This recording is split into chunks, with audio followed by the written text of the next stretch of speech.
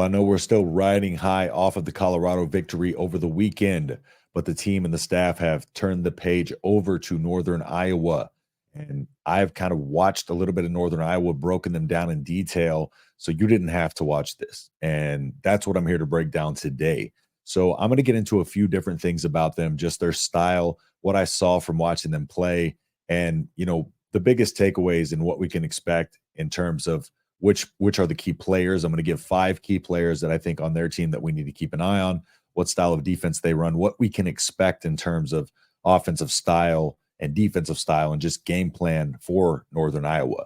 And at the end of this, I'll give 5 things that I think we can take away from this game. Nebraska should win in convincing fashion, but what are some of the things that we can take away from this game that we still need to see even against an inferior opponent? And I'll dive into those right at the end. So, but first things first, if you're new here, please consider leaving a like, dropping a comment. Let me know what you think of the video. I really appreciate everybody's help. Thank you. Comments and kindness. Thank you all so much. Everybody who tunes in, supports the show on the live streams, everything.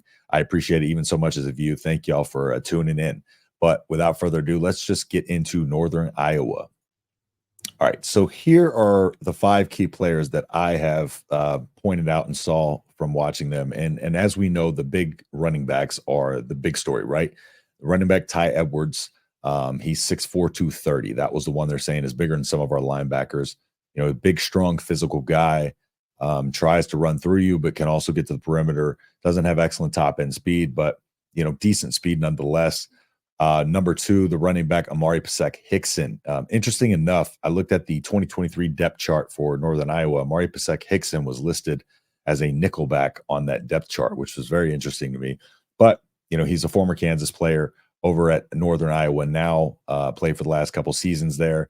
And he's also one of their, most used running backs. It's very split pretty evenly between him and Ty Edwards. So we'll dive into those two. Number 3, the guy that I really noticed that we can key on a lot and watch a lot of what he's going to do on the field, shows what their offense is going to do. And that's the tight end Lane Pryor. He's number 45 on the field. So you'll see him out there. Number 4, quarterback Aiden Dunn, not a very good quarterback, can make throws here and there. But, statistically last week against an inferior opponent, very, very poor performance. And their left tackle, Blake Anderson, he won the conference offensive lineman of the week in week 1. So, they do have some stout linemen. They have some solid linemen, but they're going to need all of that on Saturday's game. So let's go ahead and move over real quick into the running back room.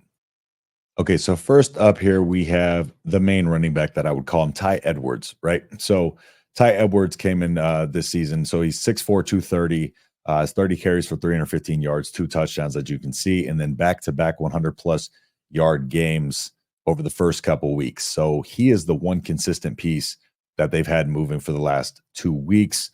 As you can see over there, 10.5 yard per game average, 6'4", 230, just a big, big physical back.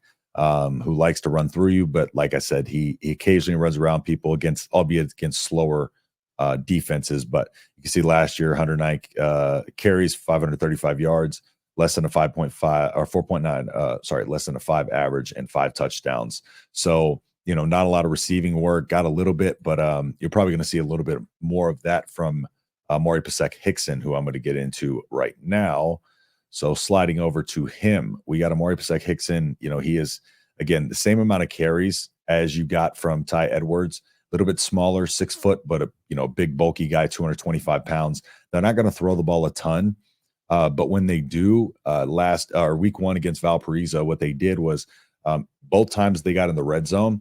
The first time they kind of just did this little swing route to the right to Amari Pasek-Hickson, and then the second time they got in the red zone, they did a fake tunnel screen to the left and then kind of went the same little swing right back to Pasek-Hickson. They scored on that second one. So they occasionally like to go with him with that little swing route, get that kind of screen going one direction, get everybody funneling one direction to try to trick your eyes, try to do a lot of motions across the backfield as well. But look for that play a couple of times during the game. But Amari Pasek-Hickson, again, played at Kansas in 2020 and 2021 and transferred over to Northern Iowa. And like I said, he was number 2 nickelback on the depth chart last year coming into the season. very interesting there. But 17 carries or 100 yards in week 1, and then week 2, 13 carries for 86 yards. Now, I will say one of his touchdowns in week 2, and actually the one that won Northern Iowa the game, was a fumble by him. And, he fumbled it immediately, picked it back up, and ran into the end zone. It was kind of a very fortunate bounce, lucky play. So do keep that in mind when talking about, them being 2-0, or even just kind of one of his touchdowns. It was about a 20-yard run there. So do keep that in mind as well. So here we got the main guy that I saw when watching this team. And of course, I was only able to find highlights. I'm not able to find Northern Iowa full games, tape, or anything like that. So, but number 45, he is a key part of this offense and the way this offense goes, right? So what you're going to get from him is he is going to be off the line a ton as a tight end on the right or left side, but he's going to be bunched on the line, but just, he's going to be off of it. And that Dowdle play, that Dante Dowdle run where Fedoni was off the line, pulls across, kind of sets that, sets that gap right there so Dowdle can cut through the middle. Northern Iowa likes to run that play a lot, and Lane Pryor is the guy they like to use for that in a lot of cases. Another thing that they will do, their first touchdown of the season, they sneak him out there. He ran this just kind of wheel, kind of out and up kind of wheel route. Runs a ton of wheel routes, by the way. Ran that kind of out and up wheel route and just kind of broke the zone, just kind of tossed it in between the zone, and he was able to go up, good hands, and get the ball. 6'3", 251. But watch what he does. Typically, if they're running, he's going to show it. If they're passing, he's going to show it when he's out there. But, even when he's blocking and pass blocking, he likes to chip out and get out. So you can see here that he's got 5 receptions for 51 yards. And believe it or not, that is actually the second highest total yards on the team.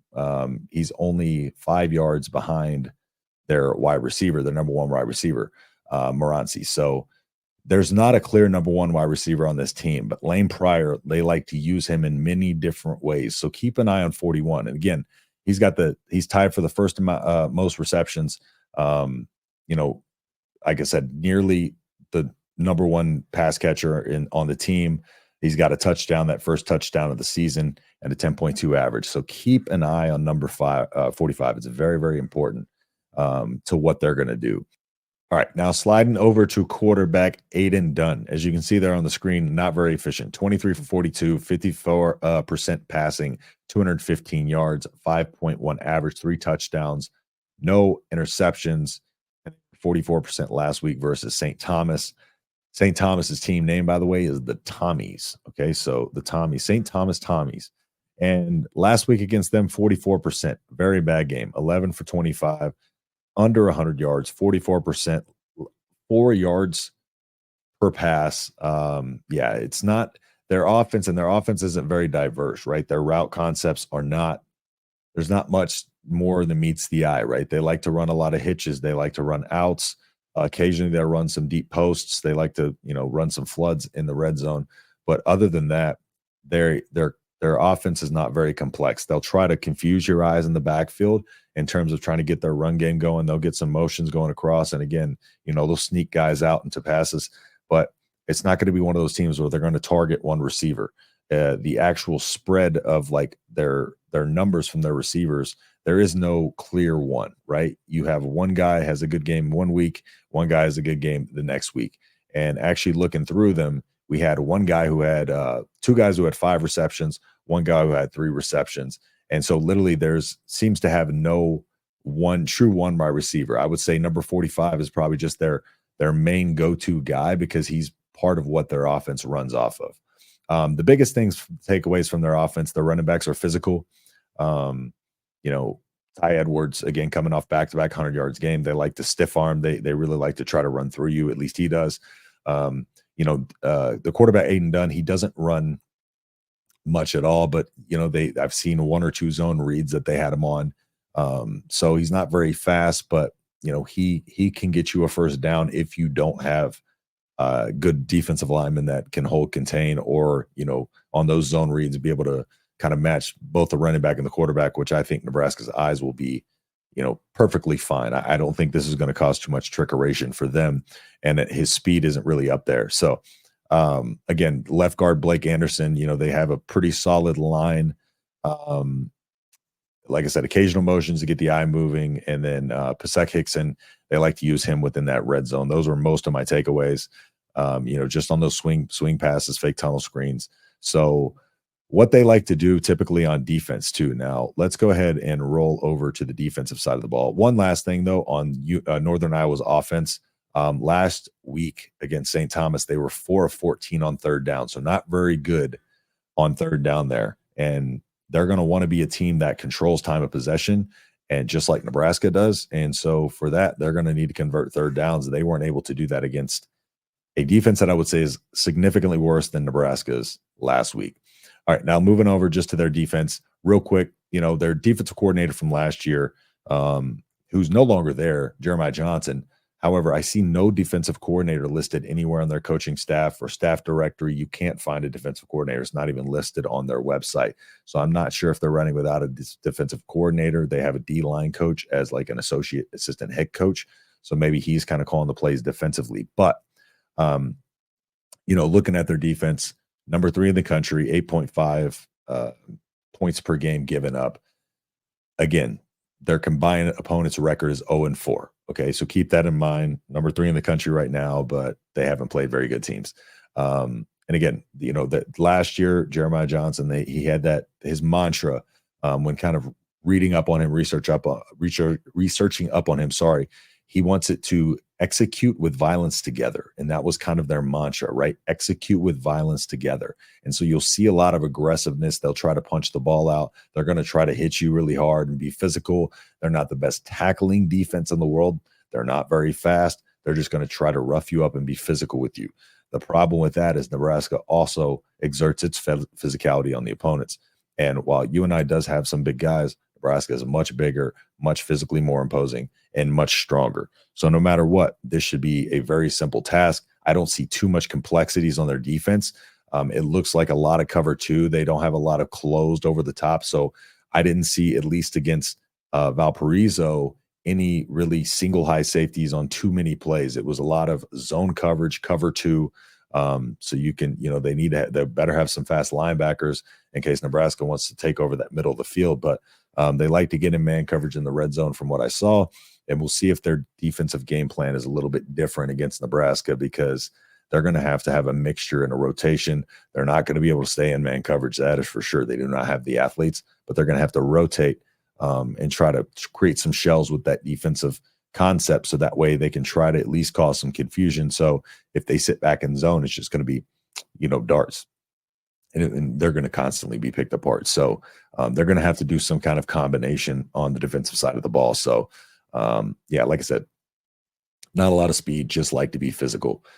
All right, moving on to what we need to see from Nebraska, the final point of the video. And again, if you made it to this point of the video, I appreciate you. And if you don't mind dropping a like, if you like the video, and let's just dive right into Nebraska's keys here. So the biggest thing, play a clean game, right? There was a lot of flags last week, and I know a lot we didn't agree with. However, there were some that were legitimate, and against a team like Northern Iowa, this has to be a clean game. You can't go out there and have a team that you can just dominate with technique, fundamentals, and should really be able to just play the game of football and beat them, and have to pull on guys' jerseys or hold on the offensive line, to make sure it's a very, very clean game.